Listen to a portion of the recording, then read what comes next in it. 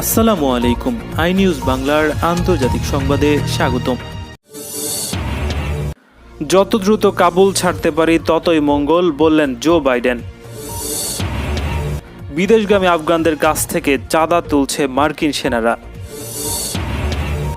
মুসলিম দেশগুলোতে আশ্রয় পাচ্ছে না আফগান শরণার্থীরা। তালেবান বিরোধী লড়াইয়ে মার্কিন সহযোগিতা চান আহমদ মাসুদ। মরক্কোর সঙ্গে কূটনৈতিক সম্পর্ক ছিন্ন করল আলজেরিয়া। এবার আন্তর্জাতিক স্বীকৃতি আশা করছে তালেবান। নিউ ইয়র্কের প্রথম নারী গভর্নর হিসেবে দায়িত্ব নিলেন ক্যাথি হোকুল। এবং তালেবানের ওপর চাপ সৃষ্টি করার ব্যাপারে বেইজিংয়ের হুঁশিয়ারি। এতক্ষণ শুনছিলেন সংবাদ শিরোনাম, এবার বিস্তারিত। তবে তার আগে বন্ধুরা, এই ভিডিওতে একটি লাইক দিন এবং আপনি কোন স্থান থেকে ভিডিওটি দেখছেন কমেন্টস করে জানিয়ে দিন। আগামী 31 আগস্টের মধ্যে আফগানিস্তানের রাজধানী কাবুল থেকে প্রত্যাহার প্রক্রিয়া সম্পূর্ণ করতে যুক্তরাষ্ট্র জোর গতিতে কাজ করছে বলে মন্তব্য করেছেন মার্কিন প্রেসিডেন্ট জো বাইডেন। স্থানীয় সময় মঙ্গলবার তিনি কথা বলেছেন বলে এক প্রতিবেদনে জানানো হয়েছে।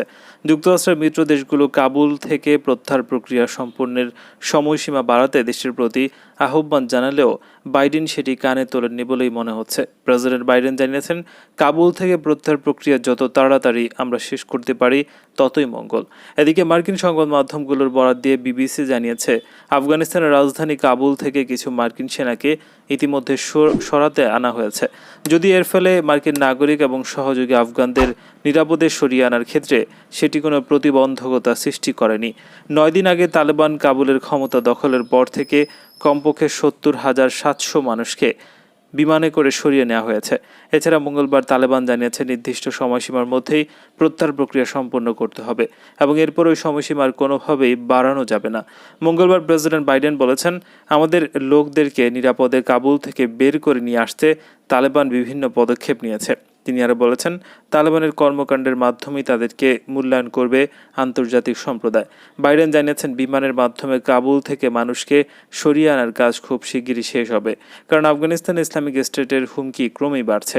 মার্কিন ডেমোক্রেটিক এই প্রেসিডেন্টের ভাষায়, যুক্তরাষ্ট্র আফগানিস্তানে যত বেশি সময় থাকবে ততই আমাদের ওই আইএসের হামলার সম্ভাবনা এবং প্রবণতা বাড়তে থাকবে।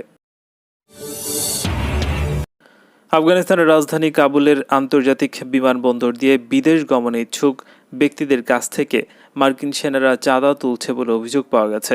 গত 15 আগস্ট তালেবান কাবুলের নিয়ন্ত্রণ গ্রহণ করার পর কিছু আফগান নাগরিকের মধ্যে দেশ থেকে হিড়িক পড়ে যায়। এই সুযোগে বিমানবন্দরে মোতায়েন সন্ত্রাসী মার্কিন সেনারা আফগান নাগরিকদের কাছ থেকে জোরপূর্বক অর্থ আদায় করে নিচ্ছে।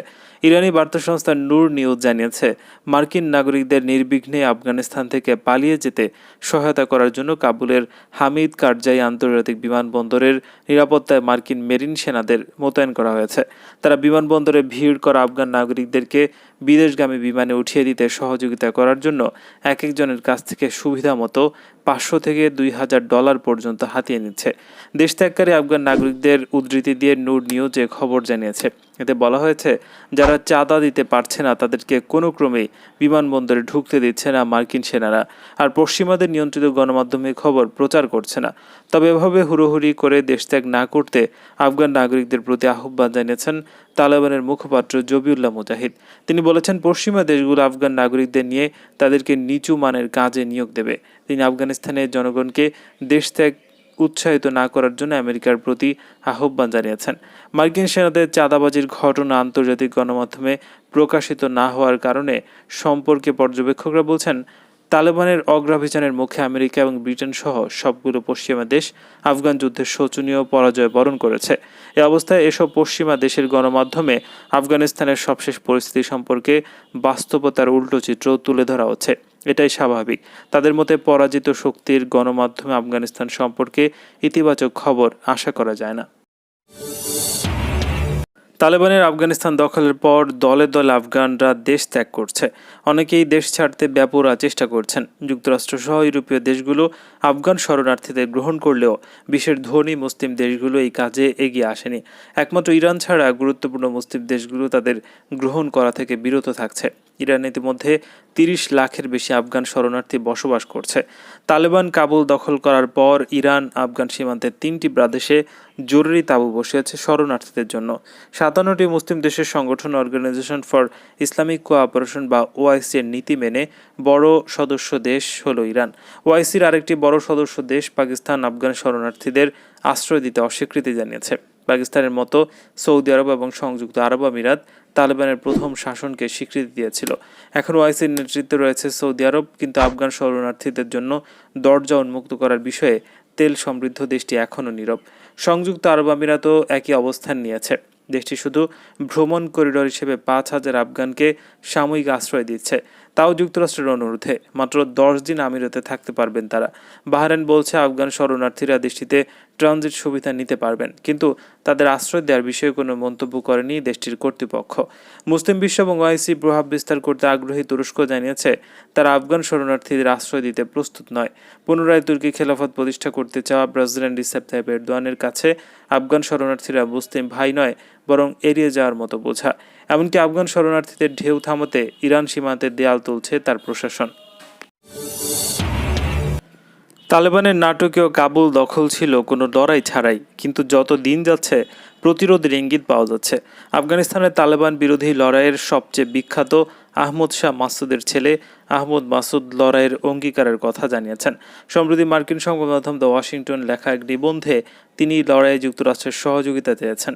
নিবন্ধে আহমদ মাসুদ দাবি করেছেন, পাহাড়ি এলাকায় তালেবানের বিরুদ্ধে কার্যকর প্রতিরোধ গড়ে তোলার মতো যোদ্ধা এবং সামর্থ্য তাদের রয়েছে, কিন্তু তিনি যুক্তরাষ্ট্রের প্রতি আহ্বান জানিয়েছেন তাদের যোদ্ধাদের অস্ত্র এবং গোলাবারুদ সরবরাহের জন্য। আহমদ মাসুদ লিখেছেন, আমি পাঞ্জশির উপত্যকা থেকে লিখছি, আমি বাবার পথ ধরে চলতে প্রস্তুত। মুজাহিদিন যোদ্ধারা আবারও একবার তালেবানের বিরুদ্ধে লড়াইয়ে প্রস্তুত। তিনি আরও লিখেছেন, তার যোদ্ধাদের সহযোগিতার মাধ্যমে যুক্তরাষ্ট্র এখনও গণতন্ত্রের একটি মহান অস্ত্রাগার হতে পারে। আফগানিস্তানের অধিকাংশ এলাকা এখন তালেবানের নিয়ন্ত্রণে, তবে পাঞ্জশির উপত্যকার মতো জায়গায় এখনও দলটির বিরুদ্ধে লড়াই করতে প্রস্তুত হাজার হাজার বিদ্রোহী যোদ্ধা। National resistance front of Afghanistan বা এনআরএফ সংগঠিত হচ্ছে এই তালেবান বিরোধী শক্তি। তালেবান অবশ্য বলছে পাঞ্জশির উপত্যকায় এনআরএফ এর শক্তিশালী ঘাঁটি তারা ঘিরে ফেলেছে। সদ্য ক্ষমতাচ্যুত আফগান ভাইস প্রেসিডেন্ট আমারুল্লাহ সালে এখন পাঞ্জশিরে রয়েছে।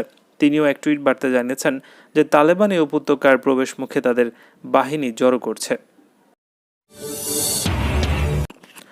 মরক্কোর সঙ্গে কূটনৈতিক সম্পর্ক ছিন্ন করার ঘোষণা দিয়েছে আলজেরিয়া। প্রতিবেশী দেশটির বিরুদ্ধে শত্রুতামূলক কর্মকাণ্ডের অভিযোগে এই সিদ্ধান্ত নিয়েছে দেশটি। আলজেরিয়ার পররাষ্ট্রমন্ত্রী রামাদানে লালমারা মঙ্গলবার ঘোষণা দিয়েছেন। পশ্চিমা সাহারা নিয়ে মরক্কো এবং আলজেরিয়ার সম্পর্ককে তিক্ততা কয়েক দশক ধরে বিরাজ করছে। মঙ্গলবার এক সংবাদ সম্মেলনে লামামারা বলেছেন, আজ থেকে মরক্কোর সঙ্গে কূটনৈতিক সম্পর্ক ছিন্ন করার সিদ্ধান্ত নিয়েছে আলজেরিয়া। যদিও মরক্কোর বাদশাহ এখনও কখনো আলজেরিয়ার বিরুদ্ধে শত্রুতামূলক কর্মকাণ্ড বন্ধ করেননি। এ বিষয়ে মরক্কোর পররাষ্ট্র মন্ত্রণালয়ে কোনো প্রতিক্রিয়া পাওয়া যায়নি। এর আগে বাদশাহ মোহাম্মদ আলজেরিয়ার সঙ্গে সম্পর্ক উন্নয়নের আহ্বান জানিয়েছিলেন। গত সপ্তাহে আলজেরিয়া দাবি করেছে প্রাণঘাতী দাবানলের জন্য যে গোষ্ঠী দায়ী তারা দেশটিতে সন্ত্রাসী সংগঠন এবং এদের সমর্থন দিচ্ছে মরক্কো। তালেবান মঙ্গলবার বলেছে তারা আফগানিস্তানের ওপর তাদের বৈধ প্রতিনিধিত্বকারী শাসনের জন্য আন্তর্জাতিক স্বীকৃতি পাওয়ার আশা করছে। তাদের যুক্তি হলো কূটনৈতিক সম্পৃক্ততা বিশ্বব্যাপী নিরাপত্তা বাড়াতে সাহায্য করবে এবং কয়েক দশকের নিষ্ঠুর যুদ্ধে আফগানদের যে কষ্ট তা লাঘব হবে। ইসলামপন্থী গোষ্ঠীর সাংস্কৃতিক কমিশনের এক সিনিয়র সদস্য ভয়েস অব আমেরিকার কাছে ওই মন্তব্য করেছেন। তিনি বলেছেন, আফগানিস্তানের সব পক্ষের সঙ্গে কথা বলে অন্তর্ভুক্তিমূলক ইসলামী সরকার গঠনের যে প্রতিশ্রুতি তালেবান দিয়েছে তার প্রক্রিয়া চলছে এবং শিগগিরই তা ঘোষণা করা হবে। আব্দুল কাহার বলখি বলেছেন, আমরা বিশ্বাস করি বিশ্বের কাছে সমঝোতার একটি অনন্য সুযোগ রয়েছে এবং কেবল আমাদের মোকাবেলা করার জন্য যে চ্যালেঞ্জ তার জন্য একত্রিত হওয়া নয়, বরং সমগ্র মানবজাতি এবং বিশ্ব নিরাপত্তা থেকে জলবায়ু পরিবর্তনের মতো চ্যালেঞ্জগুলো মোকাবেলা করতে সবার সম্মিলিত প্রচেষ্টা প্রয়োজন এবং তা অর্জিত হতে পারে না যদি আমাদের সমগ্র জনগণকে বাদ বা উপেক্ষা করা হয়। আফগানিস্তানের ক্ষমতাচ্যুত সরকারের নিরাপত্তা বাহিনীর উল্লেখযোগ্য কোনো প্রতিরোধের মুখোমুখি না হয়ে দেশটির রাজধানী কাবুলে প্রবেশ এবং দেশটির 34টি প্রদেশের 33টি নিয়ন্ত্রণ নেয়ার এক সপ্তাহ পর তিনি এসব কথা বলেছেন।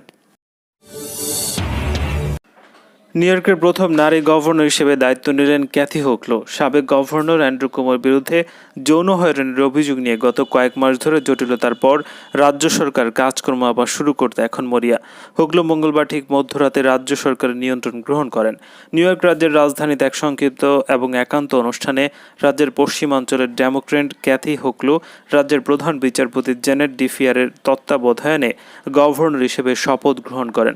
তিনি পরে বাফেলো টেলিভিশন স্টেশন WHRJ-কে বলেছেন তার কাঁধে দায়িত্বের ভার তিনি অনুভব করেছেন।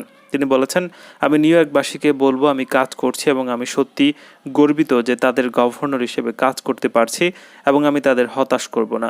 ওই রাজ্যে হোকলোর শীর্ষ পদ অর্জন এবং এক ইতিহাসী সৃষ্টিকারী মুহূর্ত, যেখানে নারীরা সেখানকার পুরুষ শাসিত রাজনৈতিক সংস্কৃতি থেকে সরে বেরিয়ে আসতে শুরু করেছেন। কুমো অফিস ত্যাগ করেন বেলা 12টায়। 2 সপ্তাহ আগে তিনি ঘোষণা করেছিলেন যে সম্ভাব্য অভিশংসনের মুখোমুখি হওয়ার পরিবর্তে তিনি পদত্যাগই করবেন। সোমবার গভীর রাতে তিনি রাজ্য বিধানসভা এবং সিনেটের নেতাদের কাছে তার পদত্যাগপত্র জমা দিয়েছেন। রাতের বেলায় সংক্ষিপ্ত অনুষ্ঠানের পরিবর্তে মঙ্গলবার সকালে ক্যাপিটালে হোকলের একটি আনুষ্ঠানিক শপথ গ্রহণ অনুষ্ঠানের কথা ছিল, কিন্তু আইনগত কারণে রাতেই সংক্ষিপ্তভাবে অনুষ্ঠানটি করা হয়। তিনি সকালের দিকে আইন প্রণেতাদের সঙ্গে সাক্ষাৎ করা এবং বিকেল 3টায় ভাষণ দেওয়ার পরিকল্পনা করছিলেন। প্রথমবারের মতো নিউ ইয়র্ক রাজ্য সরকারের সবচেয়ে শক্তিশালী ব্যক্তিবর্গের মধ্যে নারীরা হতে যাচ্ছেন সংখ্যাগরিষ্ঠ। এর মধ্যে রয়েছেন রাজ্যের সিনেটের সংখ্যাগরিষ্ঠ নেতা Andrew Stewart Cousins, attorney general Letitia James এবং প্রধান বিচারপতি ডিফিওর। তবে নিউ ইয়র্ক রাজ্য বিধানসভার নেতৃত্ব দেন একজন পুরুষ এবং স্পিকার কার্ল হেস্টি। আফগানিস্তানের তালেবানের ওপর চাপ সৃষ্টি করার ব্যাপারে পাশ্চাত্যকে সতর্ক করে দিয়েছে চীন। বেজিং বলছে তালেবানের ওপর চাপ প্রয়োগ করে আফগান সংকটের সমাধান করা যাবে না। তালেবানের ওপর নিষেধাজ্ঞা আরোপ করতে ব্রিটিশ সরকার যে প্রস্তাব দিয়েছে তার প্রতিক্রিয়ায় চীনা পররাষ্ট্র মন্ত্রণালয়ের মুখপাত্র ওয়াং ওয়েবিন মঙ্গলবার এক সংবাদ সম্মেলনে এ হুঁশিয়ারি উচ্চারণ করেছেন। তিনি বলেছেন, আন্তর্জাতিক সমাজের উচিত আফগানিস্তান পরিস্থিতি ভালো করে চেষ্টা করা যাতে দেশটির উন্নয়ন হয়। ওয়াং ওয়েবিন বলেছেন, আফগানিস্তান একটি স্বাধীন দেশ, কাজেই আমেরিকা এবং তার মিত্ররা যেন দেশটিতে সাবেক সোভিয়েত ইউনিয়নের পরিণতি থেকে শিক্ষা নিয়ে দেশটির সঙ্গে সদাচরণ করে। ব্রিটিশ প্রধানমন্ত্রী বরিস জনসন সম্প্রতি ঘোষণা করেছেন তিনি আফগান পরিস্থিতি নিয়ে কথা বলার জন্য শিল্পোন্নত 7 জাতি বা G7-এর বৈঠক ডাকার আহ্বান জানিয়েছেন। ব্রিটিশ সরকার দাবি করেছে তালেবান আফগানিস্তানের মানবাধিকার লঙ্ঘন করছে এবং দেশটিকে সন্ত্রাসবাদের লালনভূমি হিসেবে প্রতিষ্ঠা করতে চায়। G7-এর 7 সদস্য দেশ হচ্ছে America, Britain, France, Germany, Italy, Canada এবং জাপান। আপডেট আন্তর্জাতিক সংবাদ পেতে চ্যানেলটি সাবস্ক্রাইব করে বেল আইকনে ক্লিক করুন। আমাদের ভিডিওতে লাইক দিয়ে আপনার মতামত জানান।